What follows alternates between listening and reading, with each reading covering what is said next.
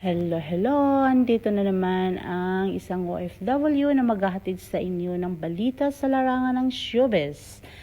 Para sa paborito niyong artista, paborito ko, paborito nating lahat. Ang pag-usapan muli natin ngayon guys ay ang ating megastar Sharon Cuneta. May mga iilan akong mga clips na pinagsama-sama dahil sa ngayon ay ang balita natin at nag-post din ang ating megastar na she's still on the bed.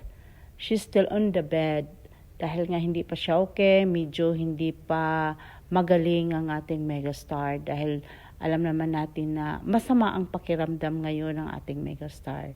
At maraming ang nagsasabi dahil nga slow down sa pagpapapayat o pagjijita o pagdiet dahil nga nagkakasakit na ang ating megastar. But siguro naman ay hindi dahilan sa kanyang jijita o pagpapapayat ang kadahilanan kung bakit siya nagkasakit.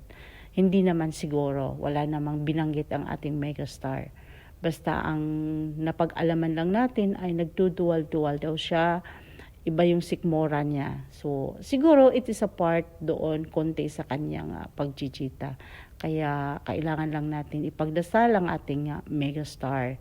At sabi nga niya na ayaw daw niyang ganitong magkakasakit siya, nawala daw sa tabi ang kanyang asawa. Dahil nga naman ay kasagsagan ngayon ng pangampanya, rally everywhere, anywhere, sa lahat na bayan sa ating bansa dahil nga mag-i-eleksyon na din.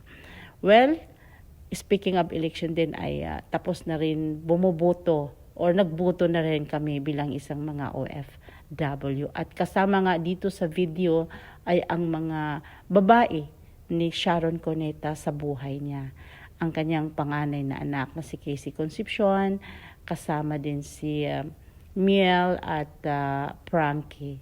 Yan ang babae sa buhay ni Sharon Cuneta. Kaya may nagtatanong daw nga sa kanya kung kailan niya, sabi niya, someone asked me how long I will keep looking after and worrying about my children. Tapos sumagot siya, until this line goes flat. Yun ang sinabi niya. Yung ibig sigurong sabihin ni Sharon Cuneta hanggang sa huling hininga niya, mamahalin niya ang kanyang mga anak. Which is normal of course.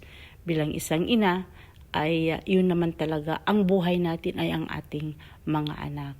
Lalong-lalo na tayo na sa yung sitwasyon natin, financial, kaya nag-abroad tayo, umalis tayo para mabigyan natin ng magandang kinabukasan ang